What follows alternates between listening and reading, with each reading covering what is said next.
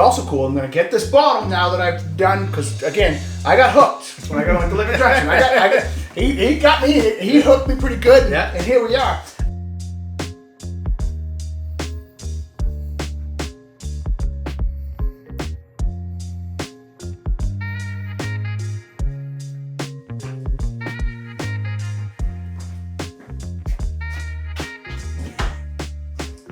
I'm coming in this way. All right. I'm coming in this way. So I gotta get to it. You had a birthday. We talked about that. Yeah, last week. getting older. So Kind of it's anymore. in between two shoots, and I posted that picture. Yep. Of and I don't know if that was the original or not. I mean, it could have been. Could have been. But I mean, I do believe we can credit this with the original birthday whiskey. Yes. Is that? Can we agree on that? Yeah. This is a Crown Royal XR Extra Rare. Exquisitely blended with a rare batch of LaSalle Canadian whiskey. And they don't make this anymore. No, I think the factory burned down. Yeah. So that's it. It's hard to find. It's super hard to find. I don't have a problem, pouring some of this and maybe pouring some for your next birthday. But you better die soon because he must love this bottle. All right? It's not. I think we can probably find another bottle if that's what's keeping me alive. I think we can figure that out. All right. I'm Tom. I'm Derrick. That's Derrick. Welcome to the Whiskey Cave. We're going to do a quick little birthday pour while we get this party started. Man, I got such fond memories of this bottle. And it's weird because, I generally I wouldn't say I despise Crown Royal, and that's not the right word, but I'm not a Crown Royal guy, right? I know you kind of grew up on it. So you have good memories of It's. I mean, where I grew up, it was. I don't know if we've got enough for next year. Seriously, yeah. It's a lot of glass on the bottom of this. It is, I know. It's punched out on the bottom a little bit. Well, but this is this is different than all the rest of them. Absolutely. It's beautiful nose even. This is like it's a little festive, a little fall festive, like cinnamon hay. Yeah.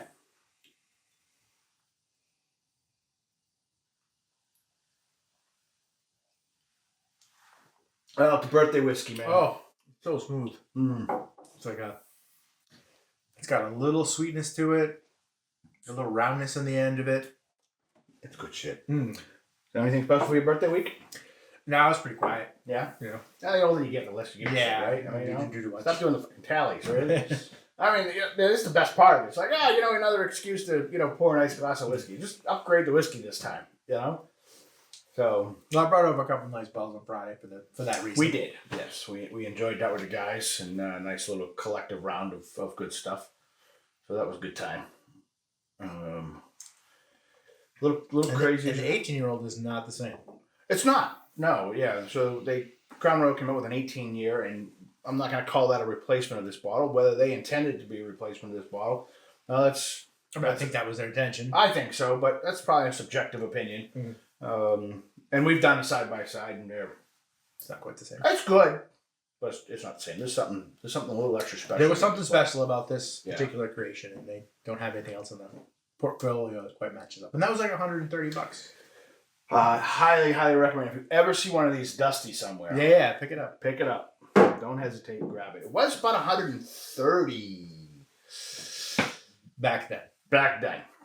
I mean, that was back when you had hair. It wasn't gray. It wasn't white. Yeah. It was before your LASIK, right? It was post. Was it in between post LASIK, but before cataract surgery. Okay. Yeah. So I've had 2 surgeries on both eyes. Yeah, I'll tell you what, that picture came up in my memory. So I'm like, who the fuck this guy? It was before the beard too. It was just goatee. That's true. You're right. Back in the goatee days. It was brown. Yeah. Yeah. I gotta admit, I love the memories that just pop up. Yeah. Oh, I forgot about that. And side note, it's a great way to delete a lot of shit. I mean, every morning I get the memories come up on my phone. I'm like, delete, and keep everything else. And it's actually a progressive way to clean out your storage as you go. Because, I mean, especially for my line of work and what I do, I'm taking pictures of tape measurements and shit that's only useful in the moment. Yeah. I don't need to keep that stuff forever. Sometimes I go through my memories and like, oh yeah, I remember that project. So, well, did that come up because of your phone's memories, or did that come up from like a Facebook memory that you would post it? No, it's my personal cloud. Yeah, it wasn't Facebook. I don't post enough of that stuff on Facebook. It's just from my camera roll. Right, memories from my camera, which means I can get, the spot on the back of my head that I was trying to inspect. And what was I dying at there? Right? I mean, there's all kinds of things you use your camera. So I have all the last 10 years of photos, whatever, all backed up on the cloud, and I haven't deleted any of them. I do delete them off the phone. Sure, but if they're on the cloud and they're still not that certain pictures aren't taking up a whole lot of space like the videos, but I don't know. I kind of enjoy that weeding out process. So I finally weeded out. This is a total tangent, but I hate managing that crap. So like my Gmail account at one point had 40,000 emails in it. I'd never deleted anything from Gmail. So I've actually never deleted from Gmail either. So, but I got warnings that it was full because I'm not paying any extra storage for Gmail. So I did figure out how to batch delete this summer. Okay. And got it out of like 4,000. Out of how many? 42,000. So, out of 42,000, you cut it down. You eliminated 4,000? I only had 4,000. Oh, okay. And that was basically I kept like the last bigger shovel. I kept like the last 6 months or whatever it was. Yeah. Because everything sends you an email. Best Buy, Amazon. Every order you get for Amazon, you get a notification. Yeah. So, good looking right there. So now the news, my knee's bothering the hell out of me now because I've been. Did you fall off the? No, I didn't fall off a damn ladder. But it is ladder related. It's up and down and twisting and turning, and you're doing a lot of this motion, and you do that for a few days, and before you know, it's like this morning, I'm like, holy shit, that thing on fire right now. We're getting older, and not really used to manual labor at the level you've been putting it in. We already established you've gotten older. I'm the same age. You've gotten older. That's why we're pouring this. Right? Yes. All right, good. Now we get that settled. I have no idea why my knee is sore. I'm still young. All right, you keep telling yourself that. I got a good physical therapist I can give you a name for if you need some help. Probably gonna need it sooner than later. But yeah, so obviously making progress. Yeah, I walked out and did a walk around before I came in today. See the pictures on how I got that thing up there? Yes. It's a little sketchy. Yes. It's a little sketchy. OSHA would not have been. No, not an OSHA project going on here. But I'm a one-man band, so got to figure out, got to be resourceful. Yeah, I know. It's coming along. So, you see the mystery glasses, right? You get some blind pour, for at least for me. We're giving you a blind pour. Yeah. We'll get into what that is a little bit later. Until then, we'll just let it sit there. But I do have a little something new to the cave. Okay. So, take another birthday sip, and put these aside. We'll put these aside for post-production. I will always, always, always have a special spot in my heart for this bottle. Speaking of special spots, a lot of special releases, especially in the you can get it on the American side, but really on the Scotch side, they've become more and more popular. Annual releases, special releases. Oban does a crap load of them. Lagavulin does an annual release. One of them that I've really, really, really been fond of is the Glenmorangie. Tale of. So we've had Tale of Forest, Tale of Ice Cream, Tale of Cake. Well, the new Tale of was recently released. Cool. So Tale of Spice. So obviously you have a preconceived, spice. Yeah, I'm thinking, well, it depends. We could go a different way there, but. So you thinking hot? Are you thinking? Well, it could be ginger. It could be baking soda. But also could be like something peppery. Which really depends what they want to do. Let's find out. All right. Tale of Spice. Pour some if you don't mind. Highland Single Malt Scotch. Marion 4 cask types. Okay, and what are they?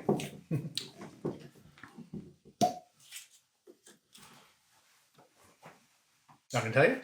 It is. It's the print's a little fine, so bear with me here. Marriage of 4 casks, Moroccan red wine, new charred oak, Pedro Ximénez sherry, and shaved toasted red wine casks. Interesting. Shaved? So they probably sawdust? No, they probably scraped out the inside of the barrel. Yeah. and then toasted it. Yeah. So it pulled a lot of the wine out already. Okay. All right. So we're looking for a tapestry of. I love the words. Rosé, jasmine, lilac, cumin, saffron, nutmeg, ginger, chili, soft sweetness, sugar coated almonds. There's a lot going on there. A tail of spices. Yeah. That's a decent pour. So you're no better at what's This is the pour. I mean, yeah, exactly. I get shit on top. You're over pouring, over pouring. You're the one that mentioned it, so I was just reminding you. All right.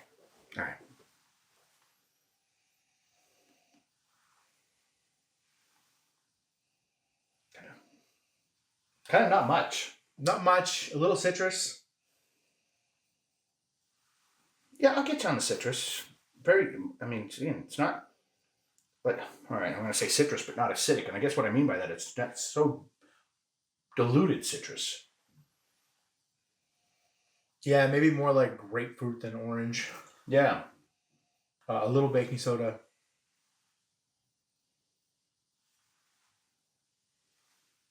Not bad, but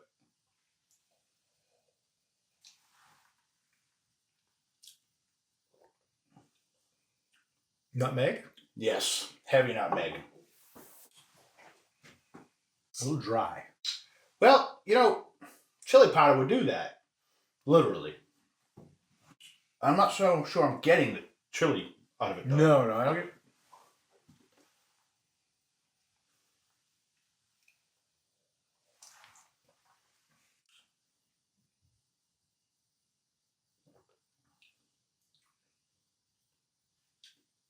Some light fruit. It's unique.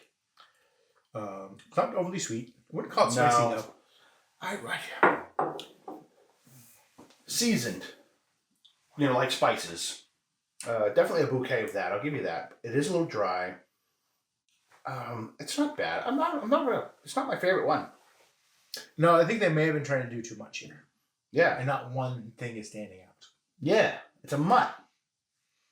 And to me, that finish is that raw wood. Being that raw wood kind of dry finish. Which some people might like. It's not my thing. Yeah. I would say I've had... Christ. I'll read them off. You can't see me over here, but Tale of Winter, Tale of Tokyo was great. Tale of Forest, Tale of Ice Cream. I loved every one of them. I don't hate it, but not my. Another day, it might hit differently. Maybe it does. I will definitely try it again. But that's not what we're here today. So what's the main course? What's the main course? What is in this glass? It's dark. It is dark. So anything can happen when I go to Go scavenging. I go scavenging. I'm at one of my favorite honey pots, Liquor Junction, Massachusetts. They got like 4 or 5 locations.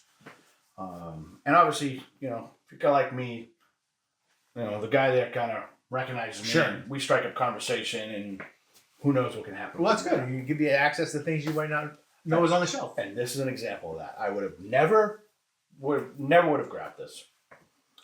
But he always does. He's like, oh, what are you drinking lately? What have you tried? And this is kind of a liquor store that'll offer samples depending on what they got open. Yep. So a lot of times, you gauge what time you go there, or where you going. Yep. So this is a craft distillery. This is I forget the name of the town, but it's Western Montana. So we got Montana Distillery that started off growing their own grain and sourcing some from Canada. But I believe now they're all on their own farm. Yep. So as we've talked about before, a lot of these whiskey brands, especially here in America, they purchase from something like MGP and they relabel it and they call it their own. Or they stick it in this barrel instead of that barrel. But they didn't distill the product. They purchased the product already made and then they relabeled it for They've done some finishing. Right. This is a true craft distillery. And they like to use the word grain or farm to glass, if you will. Yep. And I do believe that all their stuff now is homegrown. What defines craft? The Well, amount of production, like a small amount of production. That's a great question. I think that's also and maybe it is a definition to it, but I would say it's more a subjective opinion. Truly family owned, small. So they actually make gin and vodka. Mm-hmm. What's another unique thing? They actually have a combination or a hybrid, if you will, of pot still and column still. Okay. And they literally switch because they can't make both at the same time. So if they're not making vodka, then they'll flip it over and they'll make some rye or they'll make some bourbon or what have you. What's also cool, I'm going to get this bottle now that I've done, because again, I got hooked when I got on the liquor direction. He got me, he hooked me pretty good, and here we are. And I've since dove down the wormhole, and they make an American malt, a 5-year American malt that won an award, an international award. Yep. And I'm like, okay, we like that. Yep. So now I'm going to go out and source that bottle, because why wouldn't I? So let's crack it. Let's get a nose. I did have a little sample of this, so I can't say I've never had it. You've obviously never had it, and I'm willing to bet you've never had it. You wouldn't even recognize it. Ooh.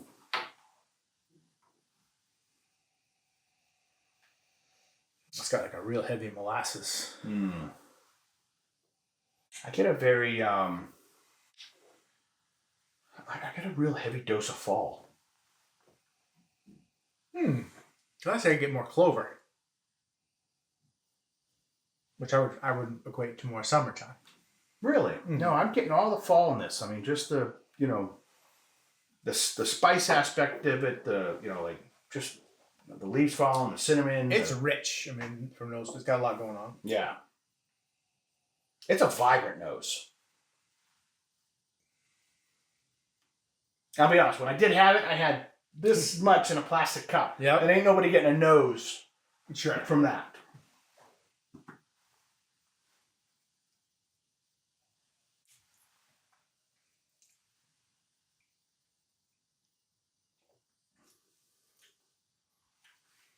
It's really sweet. It is, isn't it? It's quite smooth.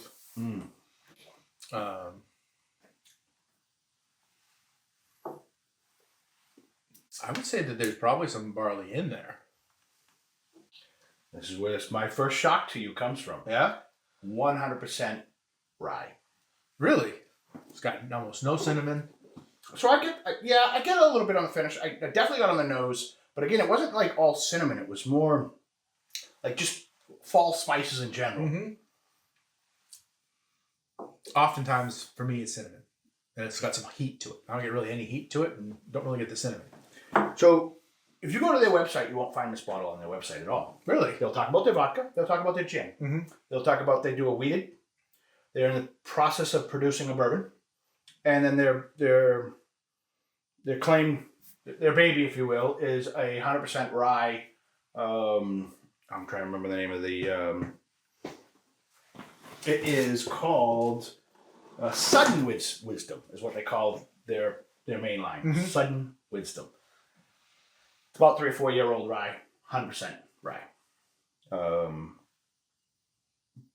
But in due time, they've created what we're drinking now, which is again not on their website. Was introduced to me, and obviously I tried it. It's a 10-year, 100% rye that they call Ancient Wisdom. Yep.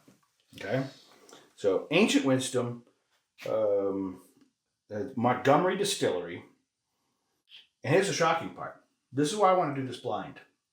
You ready? What's 72.9 times 2? Basically 150. Yeah, 150. 149.4. 148.4. This shit's hazmat. Yeah. That's high. That's almost 72.9% alcohol. Yeah. Right here. And you didn't even mention the word proofy, hot, no, any of that. Not at all. A little on my third sip, I noticed it's probably a little warming. Yeah. But this is over 140 proof. Yeah. Oof. This is the hottest stuff I have in this cave right now. And I don't think it's close. That's crazy. I think the hottest stuff I have in here is probably like 134. The Booker's? No, it's also Canadian rye, ironically. Yeah, no, it's a rye. So, I tried a little bit of it. Mm-hmm. At Liquor Junction, I said, you know what? We shocked at what I paid for it, not in a good way. It's a $135 bottle. So we push the limits for experimental. But I liked it when I tried it, and now I'm another fun fact. The founder went and did an apprenticeship at Springbank Distillery. Oh, that's so cool. Yeah. So I'm now going to seek out their American malt. Yep. Right? Because now I have to. I got to try this. I mean, and to me, this is. I mean, we're barley guys, right? We're malt guys. But I mean, I dig the flavor of this. This is good. Mm-hmm. And as far as proofy as it is, it's mind blowing to me. And I've had more ryes in the last year that I've enjoyed. It may have just been chance that the early ryes I had I didn't particularly like, but there's been more good ones that have come that we've had lately.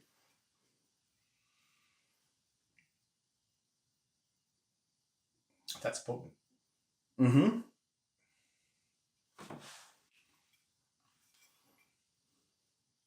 So how did he get his hand on this bottle? They just started shipping to Mass. Matter of fact, I did see on their website, I've got my finger stuck in this now. Now shipping to Boston is how they termed it. Yep. And they put on That's there. all of New England for the rest of the country. No question. Yeah. If you're watching from outside of New England, Boston to you could be California. Boston, well, we're New Hampshire, a totally different state, but this is the Boston area, I guess, to everybody else.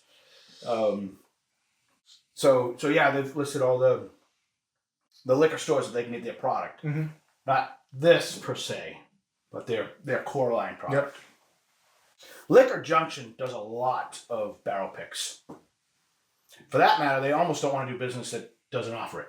Really? It's just they do a ton of barrel picks.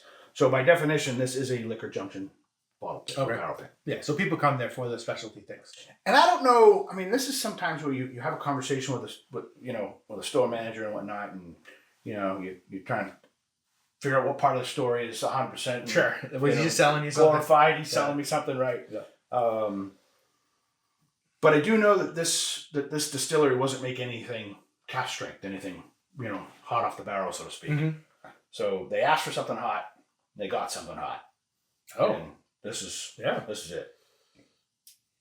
Can you get any more of it? They do have more there, and I'm not opposed to buying another bottle of this. Oh, it just might be from a pure it's got a good story to it. I think so, yeah. And it's, again, go back to the definition of what is craft. I mean, my subjective opinion, this falls under craft distillery. You get people that went out and they brought this hybrid still in from Germany. Mm-hmm. Obviously, it's easier to get started with vodka and gin because you can turn that around a lot quicker. Yep, that's where the money comes in. That's where the money comes in. That pays for the bourbon. But now they're at a point where not only are they making 3 or 4 year old American whiskeys, but we got a 10-year batch in play. So this is probably some of their first go at it. Yeah, like they may have only made 20 barrels. Yeah, and I don't know. For that matter, I did all the homework on the distillery, and because I'm going to, now I'm excited. Right? When you're excited, you go down the wormhole. No mention of this bottle at all. Yeah, I had to go to ChatGPT, throw a picture of this bottle to get little to nothing. Mm-hmm. It was almost like, I mean, it maybe just ChatGPT read the label like I did. Yeah, and maybe they just made it for Liquor Junction. That's the story I was told, but that's not the story that I'm buying. So I mean, they could have just taken a barrel or two, bottled it, that's fair, labeled it, that's true, and shipped it off. And they only make, I think they flip in like quarterly batches. So for example, and I'm paraphrasing a little bit, but for this time we're making vodka. Mm-hmm. Any American whiskey is shut down for a while. Yep. They have basically one distillate operation. So correct. Whatever that's all they got. That's what we're making now. Yeah. So, but it's 100% rye. It was good. Over 140 proof. That's crazy. It's crazy. And it's good. It was good. I mean, the flavor lingers great. Oh, definitely. So It was a good find. this, to me, for what it is, again, not a rye guy. This is an A- bottle to me. An A bottle. Yeah. B+. Okay. I really like this. This is. I would say I could drink more of this, but at over 140, Yeah. I don't know. Maybe you should. Maybe you shouldn't. Yeah. It'll get out of hand. But I love how it sticks around. So Very pleasant. from And there's like no burn. no burn. From a tasting standpoint, it's excellent. But it is really flavorful.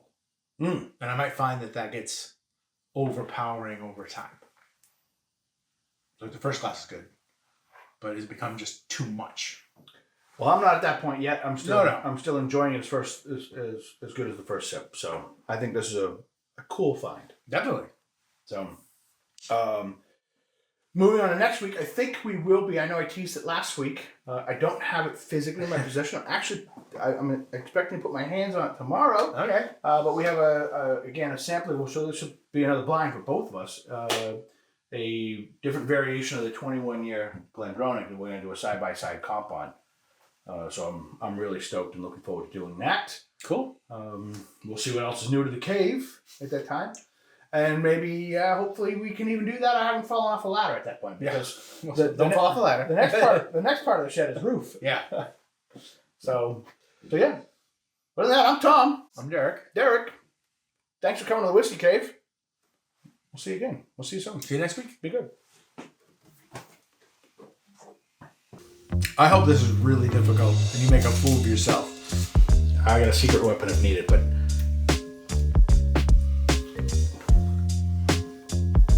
I found it. We're gonna be good. We're gonna make it, Mark. We're gonna make it. It's like a bottling facility at his own house. He sealed it somehow. Sealed, yeah. What? So sealed. What's with the tape? I wasn't expecting this.